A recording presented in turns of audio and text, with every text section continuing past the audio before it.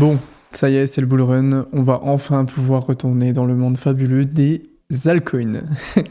Ça faisait un moment. En vrai, ça fait du bien parce que parler des altcoins, voir les projets qui évoluent, qui construisent le plus, et au final, le prix qui ne bouge absolument pas, c'est quand même quelque chose de très frustrant. Mais je pense que la combinaison parfaite pour trouver les altcoins qui vont performer, ce sont les altcoins qui bénéficient de 1 du momentum et de 2 qui continuent de construire un produit qui est fonctionnel. Le momentum, ça fait un moment qu'on en parle, on a parlé de Sui, on a parlé de Nosana, etc. On va faire un petit point sur les dernières news les plus intéressantes et les plus bullish sur certains altcoins que je considère très intéressants à étudier. J'ai une petite liste de 6-7 altcoins que je trouve très intéressants et très prometteurs qui continuent de très bien construire. Let's go. Bon, c'est pas un altcoin, mais je suis quand même obligé de parler de lui, Bitcoin. Ça y est, Donald Trump est le 47e président des États-Unis et le moins qu'on puisse dire, c'est que le marché a beaucoup aimé ce résultat. Le S&P 500 a eu sa meilleure journée post-élection de l'histoire et Bitcoin nous a sorti une bougie verte absolument exceptionnelle pour aller péter son ATH. Au moment où je tourne cette vidéo, on est à 89 000. Je sais pas si on a touché 89. Mais bon, 88 000. C'est pas étonnant du tout quand on voit toutes les promesses qu'a fait Trump concernant les crypto-monnaies. Il veut faire des US la capitale des cryptos, il veut faire en sorte que le gouvernement garde les bitcoins qu'ils ont saisis et même constituer une réserve stratégique sur les prochaines années. Et bien sûr, on n'oublie pas qu'il veut dégager le président de la SEC, Gary Gensler, qui nous pourrit la vie depuis des mois et mettre fin à sa croisade anti-crypto. Suite à ça, on a vu les ETF Bitcoin enregistrer un record d'inflow de 1,37 milliard de dollars pour un volume total de 4,1 milliards. Au moment où je tourne cette vidéo, l'ETF Bitcoin de BlackRock a même dépassé l'ETF Gold en termes d'actifs sous gestion. C'est historique ce qu'on a vécu. Maintenant, il reste à voir si ces promesses seront tenues. L'investiture officielle de Trump, elle aura lieu le 20 janvier prochain, et d'ici là, on devrait avoir un petit peu plus d'informations sur son plan de jeu pour savoir si Bitcoin et les crypto-monnaies étaient juste un moyen de ramener de l'électorat ou si il a un vrai plan d'action. En attendant, on va replonger dans le monde merveilleux des altcoins. Chainlink, c'est le leader incontesté du monde des oracles. Chez Chainlink, ils ont développé une gamme complète d'outils pour répondre aux besoins de ses utilisateurs. C'est pas juste un petit succès. Chainlink, aujourd'hui, c'est plus de 2200 projets qui utilisent au moins un de leurs services dans la blockchain. On pourrait croire que Chainlink se repose sur les lauriers tellement ils ont une position hyper dominante, mais c'est très loin d'être le cas. Ils continuent de se développer à un rythme absolument fou. Dites-vous qu'ils enchaînent tellement les annonces que j'ai vraiment eu du mal à choisir lesquelles je vais parler. Si on regarde un petit peu leur Twitter, on voit qu'ils annoncent presque quotidiennement des nouveaux partenariats. Il y a eu par exemple des géants de la finance comme UBS et Swift qui collaborent avec eux sur un projet pilote. Pour rappel, Swift c'est quand même l'infrastructure mondiale des transactions bancaires et financières internationales. Le projet qu'ils développent ensemble permettrait de connecter les systèmes traditionnels et les blockchains, ce qui faciliterait énormément l'intégration des actifs tokenisés dans les portefeuilles d'investissement classiques et surtout sans nécessiter de transactions entièrement on-chain. C'est vraiment pas étonnant que Chainlink collabore avec ce genre de géants de la finance traditionnelle quand on voit les produits qu'ils ont développés. Quand ils ont sorti leur protocole CCIP, qui a pour but de surmonter les barrières d'interopérabilité entre les blockchains, l'équipe avait déjà annoncé vouloir mettre en place un langage universel pour les blockchains, un petit peu comme les normes ISO dans la finance traditionnelle. Et les annonces concernant la version 1.6 de CCIP vont clairement dans ce sens. Cette mise à jour, elle introduit le cross-chain billing, qui est un système où Chainlink va servir de couche d'interopérabilité entre les blockchains et où les frais générés sur ces différentes blockchains et applications peuvent être agrégés et convertis en jetons Link pour pouvoir récompenser ceux qui maintiennent le réseau en vie.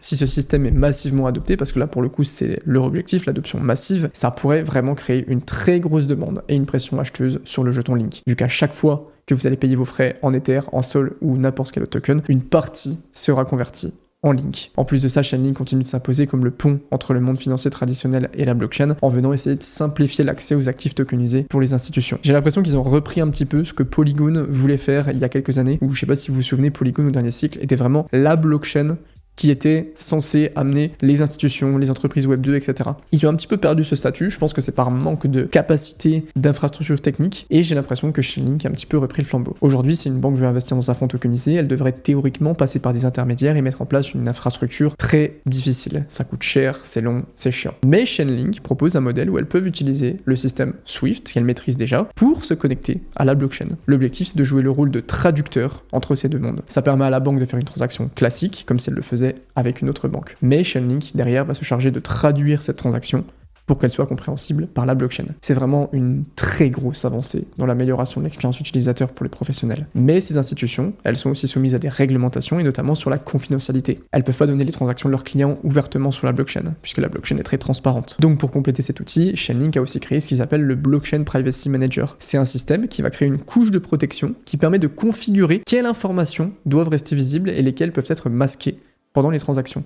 Ce système, il est déjà adopté par la banque australienne, la ANZ, pour explorer les possibilités qu'apporte la tokenisation des real world assets. Dans la même lignée, Chainlink a aussi annoncé ce qu'ils appellent le Deco Sandbox. En gros, c'est un outil qui utilise les zero knowledge pour permettre aux institutions de prouver des informations sensibles sans pour autant les exposer. Donc par exemple, faire une vérification d'identité sans avoir à révéler des données personnelles, ou le fait de pouvoir contrôler si une entreprise est ou non sur liste noire. Chainlink, franchement, c'est très très propre dans ce qu'ils construisent. Ils font vraiment en sorte de fournir aux institutions tous les outils qui leur permet d'utiliser la blockchain de façon simple. En l'utilisant, elles n'ont plus besoin de mettre en place une infrastructure qui coûte cher et elles peuvent se conformer aux réglementations sur la confidentialité des données. C'est vraiment ce que j'aime chez Chainlink, c'est que c'est un projet qui est indispensable à l'écosystème crypto et qui va faire ce vrai pont technologique entre la finance traditionnelle et la crypto. Je pense que Chainlink fait partie de ces rares projets, j'en ai peut-être 5 en tête max, qui seront encore là dans 10 ans. On enchaîne avec Injective, très bon projet qui a récemment annoncé rejoindre l'alliance ASI qui regroupe déjà Fetch.ai, SingularityNet et Ocean Protocol. Vous en avez sûrement déjà entendu parler. Contrairement à ces trois projets, Injective ne va pas fusionner avec eux. Il reste un projet à part avec leur propre token, mais ils vont utiliser certains outils pour améliorer les cas d'utilisation. Pour rappel, Injective c'est une blockchain de Layer 1 comme Solana, Nier, Ethereum, etc. mais qui s'est spécialisée dans la DeFi, dans la finance décentralisée. Avec cette alliance, ils vont par exemple intégrer les outils de machine learning et d'IA de Fetch pour pouvoir les intégrer dans les stratégies de trading, d'allocation des assets et pour la gestion de la liquidité. Alors c'est difficile de dire si ces nouvelles fonctionnalités seront vraiment utilisées, mais peut-être qu'Injective va un petit peu profiter de la hype autour de l'IA et ils auraient bien raison. Mais même sans ça, Injective s'en sort très bien. Le réseau est de plus en plus utilisé et avec l'élection de Donald Trump et la hausse du Bitcoin, on est en train d'exploser l'ATH du nombre de transactions journalières avec pas loin de 5 millions sur les dernières 24 heures, ce qui est plutôt sympa. C'est pas étonnant quand on voit qu'Injective, c'est l'un des réseaux avec les frais de transaction les plus faibles. Il y a plusieurs mises à jour, ils ont vraiment beaucoup travaillé sur les tokenomics, dont une qui a introduit la compression des frais de gaz. Depuis, les frais de transaction sont très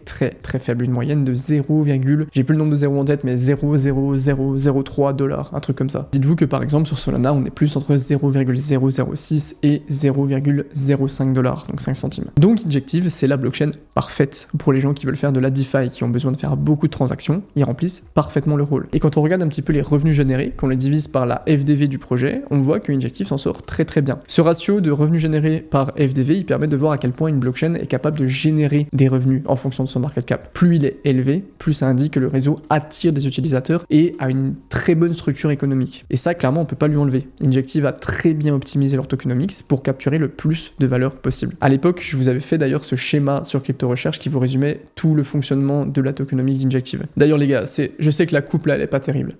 Mais c'est pas sympa de pas me l'avoir dit à cette époque-là, que la coupe elle était aussi catastrophique. Je regarde, je me dis, oh putain, c'est chaud.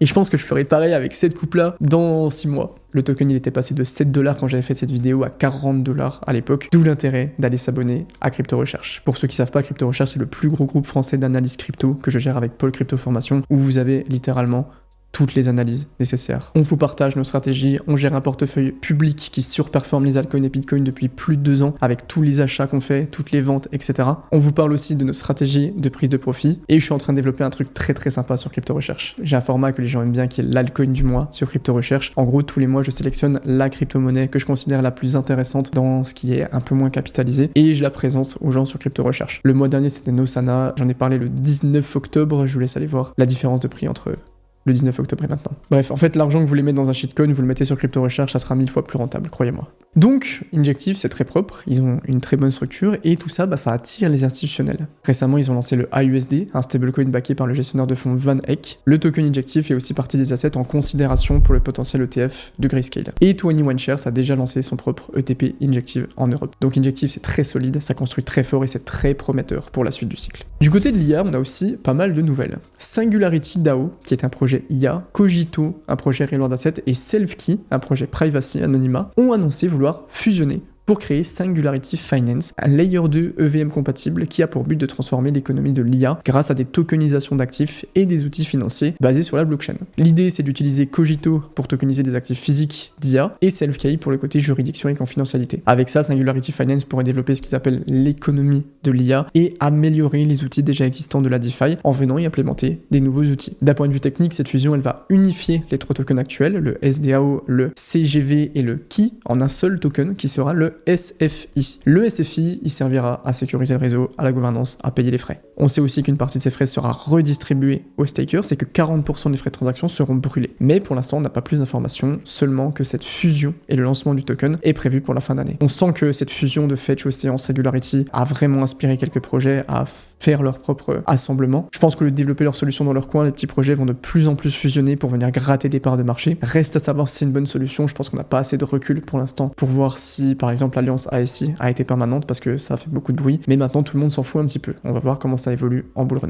Je pense que le gros risque de ça, c'est que les gens ne perçoivent pas vraiment la proposition de valeur, qu'elle devienne un petit peu trop floue. Le fait de fusionner 3 tokens, ok, mais maintenant ça fait quoi? Ça sert à quoi? Donc c'est difficile de savoir comment le marché accueillera cette fusion. Par contre, ce qu'on peut voir, c'est que les 3 tokens ont des graphiques clairement pas fous depuis le début de l'année.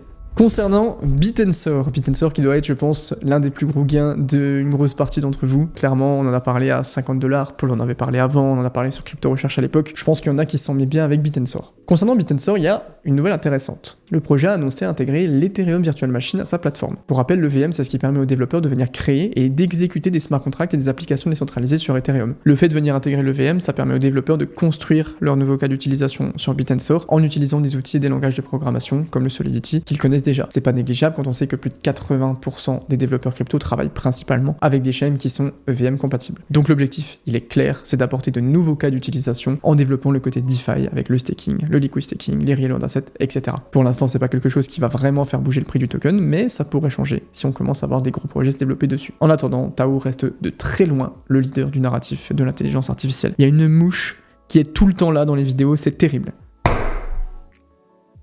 Je crois que je l'ai eu. On continue. Aptos semble avoir aussi compris la hype autour de l'IA. Vous savez que ces VC chains, c'est pas des projets dans leur structure que j'apprécie, mais c'est des projets qui ont du momentum, de l'intérêt de marché. Et je pense que fermer les yeux sur le momentum simplement parce qu'on n'apprécie pas la structure d'un projet, c'est juste perdre de l'argent. Ça revient à la vidéo que je vous avais fait sur Sui, quand il était à 1,70, il est maintenant autour des $3,20, $3,50, et je pense que Sui va faire partie de ces projets qui ont le plus de momentum, comme Sei et comme Aptos, un petit peu derrière. Aptos, ils ont annoncé le Movement Accelerator, qui est un protocole qui veut faciliter le développement de Move. Move, c'est le langage de programmation développé à la base par Facebook sur sa blockchain Diem, qui a été utilisé pour des projets comme Aptos, Sui ou Sei. Grâce à un partenariat avec Flock.io, les développeurs sur Aptos peuvent maintenant utiliser des outils IA qui sont spécialement conçus pour venir rendre le développement en Move beaucoup plus simple, beaucoup plus rapide et beaucoup plus sécurisé. Ce qui nous intéresse ici, c'est moins le côté IA, c'est plutôt le côté facilité de développement. Tu peux avoir la meilleure blockchain au monde, sans développeurs qui utilisent ton infrastructure, elle te servira à rien. C'est ce genre d'outil qui va permettre d'attirer des projets et des utilisateurs sur Aptos. Donc je pense que c'est le genre de petites news qui peuvent être très intéressantes pour Aptos. Dans la même veine, Aptos a rejoint le Ignition AI Accelerator.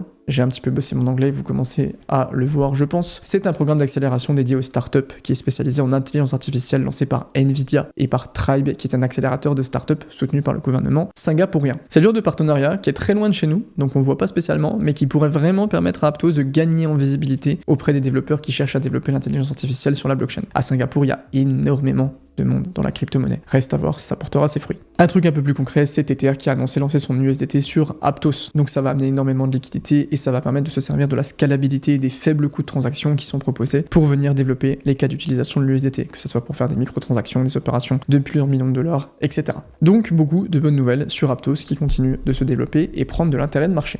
Pour conclure cette vidéo, on va parler de 2 projets qui sont 2 dinosaures mais qui ont vraiment regagné en intérêt ces derniers mois. Uniswap et AAV. Uniswap est très connu pour son DEX qui permet de faciliter les swaps de tokens dans l'écosystème Ethereum. Et AAV, c'est le plus gros protocole d'emprunt et de prêt en crypto. Les deux ont très bien performé au dernier cycle avec la hype autour de la DeFi, mais depuis le bottom de Bitcoin, on sent qu'ils commencent à galérer un petit peu. Et il n'y a pas vraiment besoin de chercher très loin pour trouver la raison. Leur token ne sert à rien.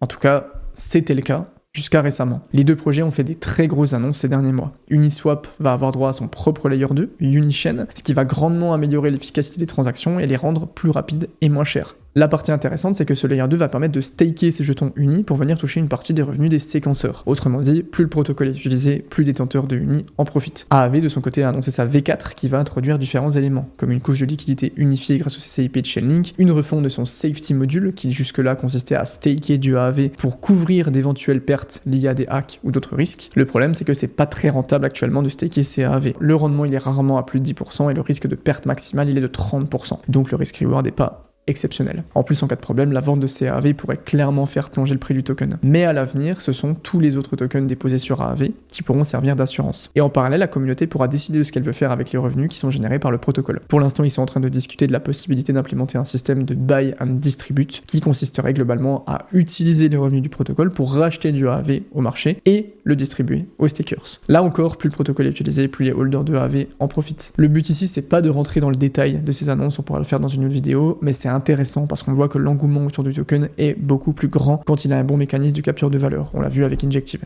Depuis ces annonces, le UNI et le AAV performent beaucoup mieux parce que les gens ont intérêt à les acheter. J'avais parlé aussi de AAV quand il était à 90$ sur Crypto Recherche. Est-ce que je refais un point pour vous expliquer pourquoi vous abonnez à Crypto Recherche? Non. En fait, ce qui est hyper intéressant, c'est que quand on commence la phase parabolique, tous les projets relâchent un petit peu leurs grosses nouvelles. Les projets attendent, parce que forcément, ils travaillent pendant des mois sur des projets, sur des protocoles, sur des améliorations, et ils vont pas les drop comme ça quand il se passe rien sur le marché. Donc on commence à voir de plus en plus de grosses news, de grosses annonces sur ces projets-là, ce qui fait plaisir parce que ça permet aussi de voir quels sont ceux qui ont vraiment bossé en bear market et qui méritent leur phase parabolique. Je pense que si on arrive à vraiment faire le mélange entre fondamentaux, capacité d'évolution et d'amélioration et momentum, on peut vraiment trouver les projets qui vont très très bien performer. Merci d'avoir regardé cette vidéo, si ce n'est pas déjà fait, n'oubliez pas d'aimer la vidéo et de vous abonner, ça m'aide énormément que vous vous abonniez s'il vous plaît si ce n'est pas déjà fait. Ça vous prend 2 secondes. C'était Iril, prenez soin de vous et on se retrouve très bientôt. Ciao les potes.